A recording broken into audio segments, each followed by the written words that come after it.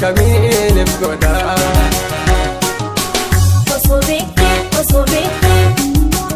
Osoo beektee ani seetuun si jaaladha. Weeta si miiladhuun ni na daawwata. Sitti machuu yoo sodaate naaf hin beekne mana jirta. Si maraachuu dhisi aanuu si maraate dhumame akkam lagoota.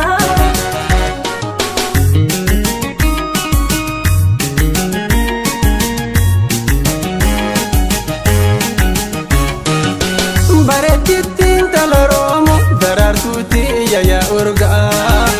Tiyya lubbuun siif deebotte ayyoomumaan si argaa.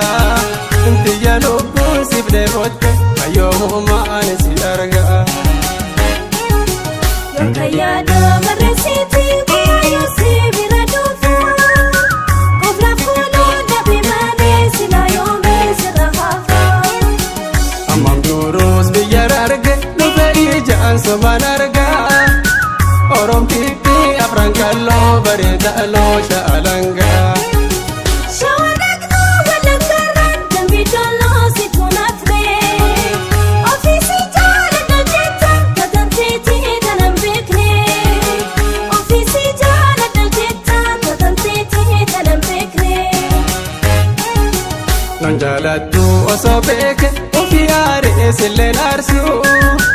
Osoon si jaalachuu baadhee sila kanatti sin faarsuu. Sodaa waraana okkoorii maaliif dabdaa naaf hubachuu. Daranii naaf si jaaladha jaalallee kee yaayamichuu.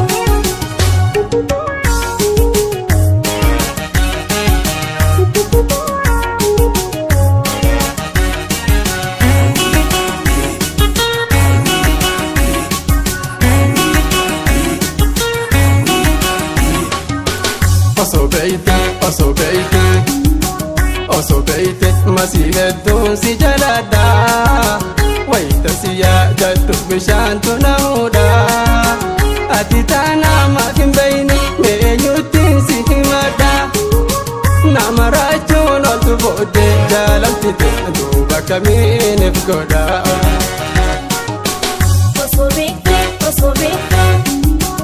Osoo beektee ani seetuun si jaaladha. Weeta si miiladhuun ni na daawwata. Sitti machuu yoo sodaate naaf hin beekne mana jirta. Si maraachuu dhisi aanuu si maraate dhumame akkam lagoota.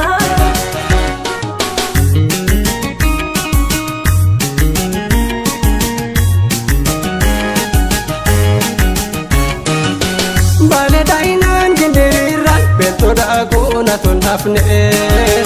Ofiisi jaaladha jetta tatanteetii tanan beeyne. Ofiisi jaaladha jetta tatanteetii tanan beeyne. Mana dhufnaa nan dadhabduu yookiin mootuu nama hin gaddu. Hayyoo fuudhuu dandiisaanii hamma dandeessu dhogadhu. Osoo geerarsiinu jiru dhadheertuu maaf ofaafannaa. Erga naafsi wal jaalannee namarraa maaliif dhokannaa. Adillee kaasi jaaladha erga ati sanaaf taate. Si qofaa miit kan jaalate anis lubbuu narraa baate. Si qofaa miit kan jaalate anis lubbuu narraa baate. Yaa bareedduu Oromoodha yaada Rabbiin kadhaniisee. Mee maal jedhee tan si faarsa iftootii yaa faanuusee.